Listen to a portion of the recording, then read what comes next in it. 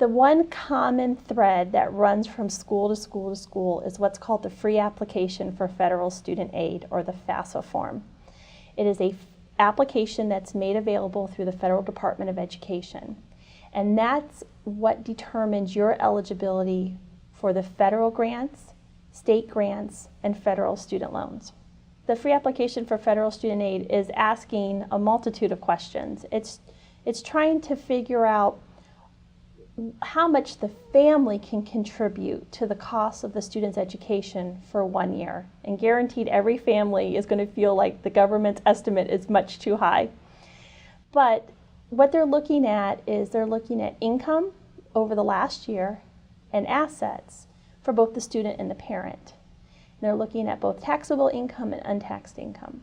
They're looking at how many people are in the family, so how many people need to be supported by that income. And they look at how many of those people are in college. So if you have brothers or sisters who are also going to college, the government's taking that into consideration because they understand that the family's resources now need to be spread more thin than what they would be if there was just one student going to college. So it's very difficult for a financial aid office to sit down with a student and ask basic questions like, well, how much did your parents earn last year? Did you work a job? How many people are in your family? It is a fairly complicated calculation that the federal government does. It's difficult, but luckily there are some tools that are available to students and families.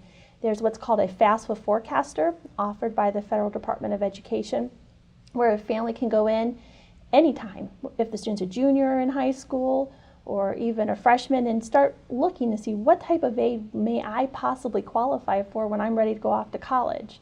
And it'll ask them income and asset, and it'll give them an estimate of whether or not they would qualify for a federal grant or not. See you at college.